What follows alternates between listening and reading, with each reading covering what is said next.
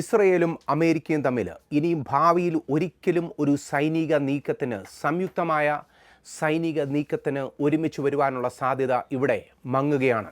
നമ്മൾ വസിക്കുന്ന 2026 ഫെബ്രുവരി മാസം 28 അമേരിക്കയും ഇസ്രയേലും കൂടെ ചേർന്ന് ആരോടും പറയാതെ ആർക്കും ഇൻഫോർമേഷൻ കൊടുക്കാതെ ഒരു വലിയ സൈനിക നീക്കമായിരുന്നു അന്ന് ഇറാനിലേക്ക് അവർ രണ്ടുപേരും കൂടെ ഒരുമിച്ച് നടത്തിയത്. ഇപ്പോൾ ഏകദേശം 4 മാസം പിന്നിട്ട് കഴിഞ്ഞ് ജൂൺ മാസം 18 ആ സൈനിക നീക്കം അത് പരിപൂർണമായും അവസാനിച്ചിരിക്കുകയാണ്. അമേരിക്കയും ഇറാനും തമ്മിൽ ഒരു മെമ്മോറാണ്ടത്തിൽ അവർ ഒപ്പിട്ടിരിക്കുകയാണ്. ദിവസങ്ങൾ കൊണ്ട് തീരേണ്ട ഈ യുദ്ധം വളരെ നഷ്ടം സഹിച്ചുകൊണ്ടാണെങ്കിലും ഇറാൻ വളരെ ശക്തമായ ചെറുത്തുനിൽപ്പായിരുന്നു നടത്തിയത്. ശക്തമായ തിരിച്ചടി ഇറാൻ നൽകിയ സമയത്ത് അവർ അമേരിക്കയും ഇസ്രയേലിനെയും മാത്രമല്ല അവർ ആക്രമിച്ചത്. എന്നാൽ അമേരിക്കയ്ക്കും ഇസ്രയേലിനും ഒക്കെ നോവത്തക്ക രീതിയിൽ മറ്റ് ഗൾഫ് രാജ്യങ്ങളെയും കൂടെ അവർ ആക്രമിക്കുവാനായിട്ട് തുടങ്ങി. പ്രധാനമായും ഹോർമൂസ് കടലിടുക്ക് വെച്ചുകൊണ്ട് അവർ ഒരു വലിയ ബാർഗെയിനിങ് നടത്തി. അമേരിക്കയും ഇസ്രയേലും അവരുടെ മുട്ട് മടക്കേണ്ടതായി വന്നു എന്ന് തന്നെ നമ്മൾ പറയേണ്ടതായിട്ടുണ്ട്. രണ്ട് വലിയ ലോകശക്തികളെ ഇറാൻ ശക്തമായി പ്രതിരോധിച്ചുകൊണ്ട് പേടിപ്പിച്ച് നിർത്തി എന്നുള്ളത് ഈ യുദ്ധത്തിൽ നമ്മൾ സമ്മതിച്ചു കൊടുക്കേണ്ട ഒരു കാര്യം തന്നെയാണ്. ഇവിടെ നമ്മൾ രണ്ട് രാജ്യങ്ങളെ നമ്മളൊന്ന് എടുത്തു നോക്കിയേ, അതായത് ഇസ്രയേലും അമേരിക്കയും. ഇസ്രയേലിനെ നമ്മളൊരു രാജ്യമായിട്ട് എടുക്കാമെങ്കിലും അമേരിക്കയെ നമുക്കൊരു രാജ്യമായിട്ട് എടുക്കാൻ പറ്റില്ല. കാരണം അവിടുത്തെ ഹൗസ് ഓഫ് കോമൺസിൻ്റെ പൂർണ്ണമായിട്ടുള്ള സപ്പോർട്ടില്ലാതെ ഡൊണാൾഡ് ട്രംപ് എന്ന് പറയുന്ന പ്രസിഡൻറ്റിൻ്റെ യുദ്ധമായിരുന്നു ഇത്, അദ്ദേഹത്തിൻ്റെയും വാർ ഓഫ് സെക്രട്ടറിയുടെയും യുദ്ധമായിരുന്നു ഇത് എന്നുള്ളത് നമ്മൾ മനസ്സിലാക്കേണ്ടതായിട്ടുണ്ട്. ശരിക്കും പറഞ്ഞാൽ ഇസ്രയേലും ഡൊണാൾഡ് ട്രംപും കൂടെ ഒരുമിച്ച് ചേർന്ന് നിർത്തി അവർ നടത്തിയ സൈനിക നീക്കത്തെ ശക്തമായി പ്രതിരോധിച്ചുകൊണ്ട് ഇറാൻ മുന്നേറുന്ന സമയത്ത് ഇവിടെ നമ്മൾ മനസ്സിലാക്കുന്ന കാര്യങ്ങൾ എന്ന് പറയുന്നത് പ്രാവചനികമായി നടക്കേണ്ട ചില കാര്യങ്ങൾക്കുള്ള മുന്നോടിയായിട്ടുള്ള ഒരു യുദ്ധം തന്നെയായിരുന്നു ഇത് എന്നുള്ളത് നമ്മൾ ബൈബിളിൻ്റെ താളുകളിൽ നിന്നും നമ്മൾ മനസ്സിലാക്കുന്ന കാര്യമാണ്. ഈ യുദ്ധം അവസാനിക്കുന്ന സമയത്ത് ഈ യുദ്ധത്താൽ എന്ത് നേടി എന്നുള്ളത് മാത്രമാണ് നമ്മളിന്ന് ഇവിടെ ചിന്തിക്കുന്നത്. ഈ യുദ്ധം തുടങ്ങിയ സമയം മുതൽ ഇവിടം വരെ, തുടങ്ങിയതിന് മുൻപും നമ്മൾ ഇതിൻ്റെ അവസാനം കണ്ടിരിക്കുന്ന ഈ ഒരു സമയത്തും എപ്രകാരമാണ് ബൈബിളിൻ്റെ പ്രാവചനികമായിട്ടുള്ള കാര്യങ്ങളുടെ സാക്ഷാത്കാരത്തിന് വേണ്ടി ഈ യുദ്ധം മുന്നേറ്റം നടത്തിയത് എന്നുള്ള കാര്യമാണ് നമ്മൾ ഇന്ന് ചിന്തിക്കുവാനായി പോകുന്നത്. ഈ യുദ്ധത്തെ നമ്മളൊന്ന് മാനുഷികമായി വിലയിരുത്തുകയാണെങ്കിൽ ഇതിൻ്റെ അനന്തര ഫലങ്ങൾ എന്ന് പറയുന്ന സമയത്ത് ഒന്നാമത്തെ പ്രധാനപ്പെട്ട കാര്യം എന്ന് പറയുന്നത് വളരെ വലിയ ഹ്യൂമൻ കാഷ്വാലിറ്റീസ് ഉണ്ടായി എന്നുള്ളതാണ്. എത്രയോ ജനങ്ങളാണ് ഈ കഴിഞ്ഞ 4 മാസത്തിനുള്ളിൽ യുദ്ധനിമിത്തം മരണപ്പെട്ടത് എന്നുള്ളത് നമ്മൾ മനസ്സിലാക്കേണ്ടതായിട്ടുണ്ട്. ഇറാനിലും ലെബനനിലുമാണ് വളരെ ശക്തമായിട്ടുള്ള ആക്രമണങ്ങളിൽ അനേകർ മരിച്ചുപോയത്. ഏകദേശം 7300 പേര്, അതായത് 175 കുട്ടികൾ ഉൾപ്പെടെയുള്ള ആ എലമെൻ്ററി സ്കൂളിൽ ബോംബിട്ട സമയത്തുണ്ടായ ആ കുട്ടികളുടെ ആ കാഷ്വാലിറ്റി ഉൾപ്പെടെ 7500 പേര് മരിച്ചു എന്നുള്ളതാണ്. ഇറാനിലും ലെബനോനിലും മരിച്ചത് എന്നുള്ളതാണ് കണക്കാക്കുന്നത്. 13 US സൈനികർ കൊല്ലപ്പെട്ടു എന്നുള്ളതാണ് നമുക്ക് ലഭ്യമാകുന്ന വിവരം. ഏകദേശം 32 ലക്ഷം ജനങ്ങളെ മാറ്റിപ്പാർപ്പിക്കേണ്ടതായിട്ടുള്ള അവസ്ഥ ഇറാനിലും ലെബനനിലും ഉണ്ടായി. അവിടെ 32 ലക്ഷത്തോളം ജനങ്ങൾ അവരുടെ സ്വന്തം ഭവനത്തിൽ നിന്ന് മാറി താമസിക്കേണ്ട സാഹചര്യമുണ്ടായി. ഹ്യൂമൻ കാഷ്വാലിറ്റി എന്ന് പറയുന്നത് ഈ 4 മാസം കൊണ്ട് നടന്നത് അതൊരു ചെറിയ ഒരു സംഖ്യയല്ല, വളരെ ശക്തമായിട്ടുള്ള ഒരു ആഘാതം തന്നെ മാനവജാതിക്ക് നേരിടേണ്ടതായിട്ട് വന്നു. രണ്ടാമത്തെ കാര്യം എന്ന് പറയുന്നത് നേതൃമാറ്റമാണ്. ഇവിടെ നേതൃമാറ്റം സംഭവിച്ചത് ഇറാന് തന്നെയാണെന്നുള്ളത് നമ്മൾ മനസ്സിലാക്കുന്നുണ്ട്. അന്ന് ആദ്യത്തെ ദിവസം ബോംബ് വീണ സമയത്ത് ആദ്യത്തെ ദിവസം തന്നെ കൊല്ലപ്പെട്ടവരിൽ പ്രമുഖനായിരുന്നു ഇറാനിലെ ആയത്തുള്ള അലി ഖൊമേനി എന്ന് പറയുന്ന വ്യക്തി. അദ്ദേഹം ഉൾപ്പെടെയുള്ള അനേക ലീഡേഴ്സ്, ആത്മീയ നേതാക്കന്മാർ, പൊളിറ്റിക്കൽ ലീഡേഴ്സ് ഇറാനിൽ കൊല്ലപ്പെടുകയുണ്ടായി.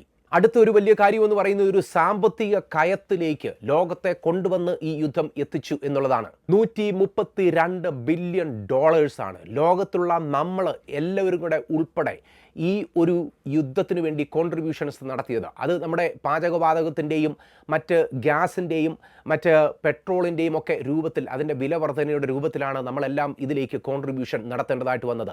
എന്നാൽ നേരിട്ട് യുദ്ധത്തിൽ ഏർപ്പെട്ട അമേരിക്കയുടെ കണക്ക് മാത്രം നമ്മൾ എടുത്തു നോക്കുകയാണെങ്കിൽ ഏകദേശം $1 ബില്യൺ ഒരു ദിവസം അവർ ചെലവിടുകയുണ്ടായി. അവർക്ക് നഷ്ടമായ സൈനിക വിമാനങ്ങൾ അവർ റിപ്പയർ നടത്തുവാനായി ഇനിയും നടത്തേണ്ട അനേക യുദ്ധ സാമഗ്രികളുടെയൊക്കെ എണ്ണമെടുത്ത് നോക്കുകയാണെങ്കിൽ ഏകദേശം $132 ബില്യൺ അവർക്ക് ചെലവായി ഇതുവരെയും. എന്നാൽ ചിലർ പറയുന്നത് ദൂരവ്യാപകമായ ഏകദേശം $1 ട്രില്യൺ ഒരു വലിയ സാമ്പത്തിക കയത്തിലാണ്, ഒരു വലിയ കുഴിയിലാണ് അമേരിക്ക ചെന്ന് വീണിരിക്കുന്നത് എന്നുള്ളതാണ് കണക്കുകൂട്ടലുകളിൽ നിന്നും നമ്മൾ മനസ്സിലാക്കുന്നത്. മറ്റൊരു കാര്യം എന്ന് പറയുന്നത് യുദ്ധക്കളം വിശാലമായി എന്നുള്ളതാണ്. ഇപ്പോഴത്തെ അവസ്ഥയിൽ യുദ്ധക്കളം അത് ചുരുങ്ങുകയായിരുന്നില്ല. എന്നാൽ അനേക രാജ്യങ്ങൾ വശങ്ങൾ പിടിക്കുന്നതിനു വേണ്ടിയും സൈഡ് പിടിക്കുന്നതിനു വേണ്ടിയും മുന്നോട്ട് വന്നിരിക്കെ യുദ്ധക്കളം അത് ഇസ്രയേലിനെയും ഇറാനെയും മാത്രം ഒതുക്കുന്ന ഒരു കളമല്ലാതെ അത് കൂടുതൽ വാസ്റ്റായ ഒരു യുദ്ധക്കളത്തിലേക്ക് വീണ്ടും ലോകം പ്രവേശിച്ചിരിക്കുകയാണ് എന്നുള്ളത് നമ്മൾ ഇതിൽ നിന്ന് മനസ്സിലാക്കുന്ന ഒരു കാര്യമാണ്. ഇവിടെ നമ്മൾ മനസ്സിലാക്കേണ്ട മറ്റൊരു കാര്യം എന്ന് പറയുന്നത് ഇറാൻ ശക്തി പ്രാപിച്ചു എന്നുള്ളത് തന്നെയാണ്. വെനസ്വേലയിലെ നേതാവിനെ പിടിച്ചുകൊണ്ടുവന്ന സമയത്ത് വെനസ്വേല എന്ന് പറയുന്ന രാജ്യം തന്നെ തകിടം മറിഞ്ഞു. ഇറാഖിലെ നേതാവിനെ കൊന്ന സമയത്ത്, സദ്ദാം ഹുസൈനെ കൊന്ന സമയത്ത് ഇറാഖ് എന്ന് പറയുന്ന രാജ്യം ഇതുവരെയും തലയുയർത്തുവാൻ പറ്റാത്ത രീതിയിൽ അവർ തകർന്നടിയുക ഉണ്ടായി. എന്നാൽ ഇറാനെ സംബന്ധിച്ചിടത്തോളം അവരുടെ നേതാവിനെ കൊന്നുവെങ്കിലും അവരെ തകർക്കുവാൻ സാധ്യമാകാതെ അവർ സധൈര്യം മുന്നോട്ട് പോകുന്നൊരു കാഴ്ചയാണ്.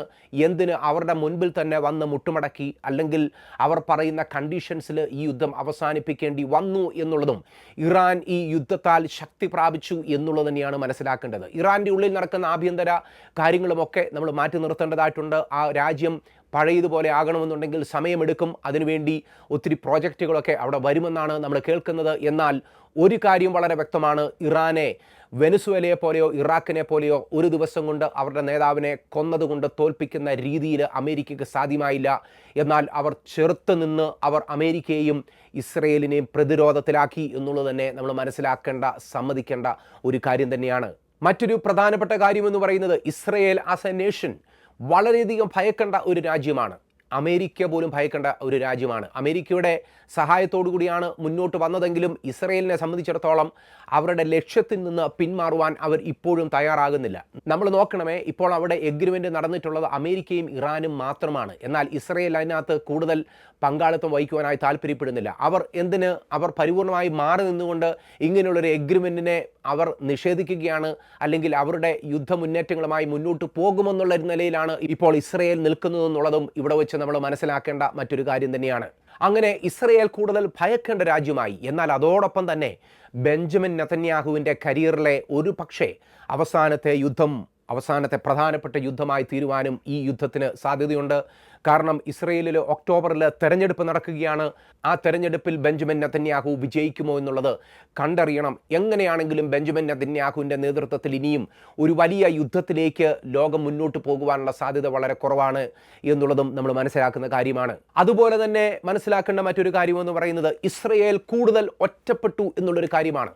മറ്റ് എല്ലാ നാളിലേക്കാളും ഇസ്രയേൽ എന്ന് പറയുന്ന ഒരു രാജ്യം നടത്തിയ സൈനിക നീക്കത്തെ അമേരിക്ക ഇതുവരെയും ഒരുമിച്ച് കൂടെ നിന്ന് സപ്പോർട്ട് ചെയ്തെങ്കിലും ഇപ്പോഴും അമേരിക്ക പുറകോട്ട് മാറിയിരിക്കുകയാണ്. ഇസ്രയേലിനെ മാത്രം ഒറ്റയ്ക്ക് നിർത്തി ഹിസ്ബുള്ളയെ വകവരുത്തുന്നതിനു വേണ്ടി ലെബനനിൽ നടത്തിയ ആക്രമണങ്ങളെ പരിപൂർണമായും അമേരിക്ക അതിനെ അപലപിക്കുന്നു. അമേരിക്ക അതിനെ പിന്താങ്ങുന്നില്ല. എന്തിന്? അമേരിക്കയുടെ പോലും സപ്പോർട്ടില്ലാതെ ഇസ്രയേൽ കൂടുതൽ ഒറ്റപ്പെട്ട് നിൽക്കുന്ന ഒരു അവസ്ഥയിലേക്കാണ് ഈ യുദ്ധം ഇസ്രയേലിനെ കൊണ്ടുവന്നെത്തിച്ചിരിക്കുന്നത്. ഇസ്രയേലും അമേരിക്കയും ബ്രേക്കപ്പ് ആയിരിക്കുന്നു. അവർക്കിനി ഒരുമിച്ചൊരു സൈനിക നീക്കം നടത്തുവാനുള്ള സാധ്യത നമ്മുടെ മുമ്പിൽ കാണുന്നില്ല. ട്രംപ് വ്യക്തിപരമായി ഇനിയും ഇങ്ങനൊരു യുദ്ധത്തിന് വരുവാനുള്ള സാധ്യതയില്ല.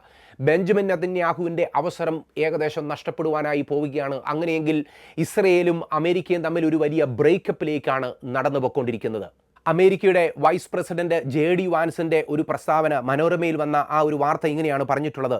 ഇറാനുമായുള്ള US-ൻ്റെ സമാധാന കരാറിനെ വിമർശിച്ച ഇസ്രയേൽ ഭരണകൂടത്തിനെതിരെ കടുത്ത ഭാഷയിൽ പ്രതികരിച്ച് American vice president JD Vance എല്ലാ ദേശീയ സുരക്ഷാ പ്രശ്നങ്ങളും ആളുകളെ കൊന്നു തീർത്ത് പരിഹരിക്കാമെന്ന് ഇസ്രയേൽ കരുതരുതെന്ന് വാൻസ് പറഞ്ഞു. വൈറ്റ് ഹൗസിൽ നടത്തിയ വാർത്താ സമ്മേളനത്തിലാണ് ഇസ്രയേലിനുള്ള US-ൻ്റെ 2 കടുത്ത സന്ദേശങ്ങൾ അദ്ദേഹം പങ്കുവച്ചത്. ഒന്നാമതായി, നിലവിൽ ഇസ്രയേലിനോട് അനുഭാവം പുലർത്തുന്ന ലോകത്തിലെ ഒരേ ഒരു രാഷ്ട്രത്തലവൻ ഡൊണാൾഡ് ട്രംപ് മാത്രമാണ്. ഞാൻ ഇസ്രയേൽ ക്യാബിനറ്റിലെ ഒരു അംഗമായിരുന്നുവെങ്കിൽ ലോകത്ത് എനിക്ക് അവശേഷിക്കുന്ന ഒരേ ഒരു ശക്തനായ സഖ്യകക്ഷിയെ ആക്രമിക്കുവാൻ മുതിരില്ലായിരുന്നു JD വാൻസ് പറഞ്ഞു. ഇവിടെ ഇസ്രയേൽ അവരുടെ ഖേദം പ്രകടിപ്പിച്ചിരിക്കുകയാണ്. ഇങ്ങനെ ഒരു മെമ്മോറാണ്ടത്തിൽ ഒപ്പിട്ട് ഇറാന് മുൻപിൽ അടിയറവ് വെക്കേണ്ട ആവശ്യമില്ലായിരുന്നുവെന്ന് ഇസ്രയേൽ ഡൊണാൾഡ് ട്രംപിനോട് പറഞ്ഞിരിക്കുകയാണ്. JD വാൻസ് പറഞ്ഞത് ഇങ്ങനെയാണ്: ഞാനായിരുന്നുവെങ്കിൽ നിങ്ങളെ സപ്പോർട്ട് ചെയ്യുന്നതിന് വേണ്ടി ആകെ കൂടിയുള്ള ഒരു വ്യക്തിയെ പിണക്കുവാൻ ഈ ഒരു സമയത്ത് വരില്ലായിരുന്നു എന്നുള്ളത് തന്നെയാണ് അദ്ദേഹം പറയുന്നത്. അദ്ദേഹം വീണ്ടും ആഡ് ചെയ്യുന്നത് ഇങ്ങനെയാണ്: ഇസ്രായേൽ ഉപയോഗിക്കുന്ന പ്രതിരോധ ആയുധങ്ങളിൽ 3-2 നിർമ്മിച്ചത് അമേരിക്കയാണെന്നും അതിൻ്റെ പണം നൽകിയത് അമേരിക്കൻ നികുതിദായകരാണെന്നും അദ്ദേഹം ഓർമ്മിപ്പിച്ചു. തങ്ങളുടെ ഏറ്റവും വലിയ പ്രശ്നം US പ്രസിഡന്റ് ആണെന്ന് ചിന്തിക്കുന്ന ഇസ്രയേലിലെ ആരെങ്കിലും ഉണ്ടെങ്കിൽ അവർ യാഥാർത്ഥ്യം മനസ്സിലാക്കുവാൻ തയ്യാറാകണമെന്ന് വാൻസ് കൂട്ടിച്ചേർത്തു. ന്യൂയോർക്ക് ടൈംസിന് നൽകിയ അഭിമുഖത്തിൽ US ഇറാൻ സമാധാന കരാറിനെ എതിർത്ത ഇസ്രയേൽ ദേശീയ സുരക്ഷാ മന്ത്രി ഇറ്റാമർ ബെൻ ഗ്വീർ, ധനമന്ത്രി ബെസാലേൽ സ്മോട്രിച്ച് എന്നിവരെ വാൻസ് രൂക്ഷമായി വിമർശിച്ചു. നിങ്ങളുടെ കൃത്യമായ നിർദ്ദേശം എന്താണ്? നിങ്ങൾ 90 ലക്ഷം ജനങ്ങളുള്ള ഒരു ചെറിയ രാജ്യമാണ്. നിങ്ങളുടെ മുന്നിലുള്ള എല്ലാ ദേശീയ സുരക്ഷാ പ്രശ്നങ്ങളും ആളുകളെ കൊന്നൊടുക്കി പരിഹരിക്കണമെന്ന് കരുതരുത്, വാൻസ് ഓർമ്മിപ്പിക്കുകയാണ്. ഇതൊരു ചെറിയൊരു പ്രസ്താവനയൊന്നുമല്ല. യുദ്ധം കഴിഞ്ഞതിന് ശേഷം അമേരിക്കയും ഇറാനും തമ്മിൽ എഗ്രിമെൻറ്റിൽ ഒപ്പിട്ടതിന് ശേഷം വാൻസ് പറയുന്നൊരു കാര്യമാണ്. വാൻസ് പരിപൂർണമായും ഇസ്രയേലിനെ ഇവിടെ തള്ളിപ്പറയുകയാണ്. ട്രംപ് ഇനിയും ഇസ്രയേലിനുമായി ഒരുമിച്ച് ചേർന്ന് ഇനിയും ഒരു സൈനിക നീക്കം നടത്തുന്നതിന് വേണ്ടിയുള്ള ശേഷി സാമ്പത്തികമായിട്ട് അമേരിക്കയ്ക്കില്ല എന്നുള്ളത് തന്നെ സമ്മതിച്ച് കൊടുക്കേണ്ടതായിട്ടുള്ളൊരു കാര്യമാണ്. മറ്റൊരു രീതിയിൽ പറഞ്ഞാൽ ഇനിയും ഇസ്രയേലിന് എന്തെങ്കിലും സംഭവിച്ചാൽ അമേരിക്ക കൂടെ കാണുകയില്ല എന്നുള്ളത് ഏകദേശം ഉറപ്പായിരിക്കുകയാണ്. ഇവിടെയാണ് ബൈബിൾ പ്രവചനങ്ങളുള്ള ബന്ധത്തിൽ ഈ യുദ്ധത്തെ വിലയിരുത്തേണ്ടതിൻ്റെ ആവശ്യകത മനസ്സിലാക്കുന്നത്. ഈ യുദ്ധം എന്താണ് ചെയ്തത്?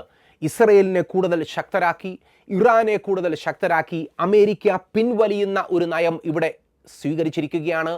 അപ്പോൾ ഇവിടെ വീണ്ടും നമ്മൾ കാണുന്നത് ഇസ്രയേലും ഇറാനും വളരെ വലിയ ശത്രുക്കളായി 2 ഓപ്പോസിറ്റ് ഡയറക്ഷൻസിൽ നിൽക്കുന്നു എന്നുള്ളത് തന്നെയാണ്. ഇവിടെയാണ് യെഹെസ്കേൽ പ്രവാചകന്റെ പുസ്തകം 38-ാം അധ്യായത്തിലെ ഗോഗ് മാഗോഗ് യുദ്ധത്തിൻ്റെ പ്രസക്തി ഉള്ളത്. ഇവിടെ ഇസ്രയേൽ എന്ന് പറയുന്ന ഒരു രാജ്യം ഒറ്റപ്പെട്ട് നിൽക്കുകയാണ്. ഗോഗ് മാഗോഗ് യുദ്ധത്തിൽ ഇസ്രയേലിനെ സഹായിക്കുവാൻ ആരും വരികയില്ല എന്നുള്ളത് തന്നെയാണ് യെഹെസ്കേൽ പ്രവാചകന്റെ പുസ്തകം 38-ാം അധ്യായത്തിലൂടെ നമ്മൾ മനസ്സിലാക്കുന്നത്. ഈ യുദ്ധത്തിലൂടെ ഇസ്രയേലിന് ആകെ കൂടി ഉണ്ടായിരുന്ന ആ വലിയ ശക്തിയെ, സപ്പോർട്ടിനെ നഷ്ടപ്പെട്ടിരിക്കുകയാണ്. ഇസ്രയേൽ ഒറ്റപ്പെട്ടിരിക്കുകയാണ്. ഈ യുദ്ധം ഇസ്രയേലിനെ വീണ്ടും ഒറ്റപ്പെടുത്തിയിരിക്കുകയാണ്. ഇവിടെയാണ് ബൈബിൾ പ്രവചനങ്ങൾ നിറവേറുവാനുള്ള സാധ്യതയ്ക്ക് വേണ്ടിയുള്ള ഒരു ജിയോഗ്രഫിക്കൽ സ്കെച്ചും ഒരു പ്ലാറ്റ്ഫോമും ഇവിടെ തയ്യാറാകുന്നത്. ഇറാൻ ഒറ്റയ്ക്ക് നിൽക്കുക ആണ് ഇപ്പോൾ.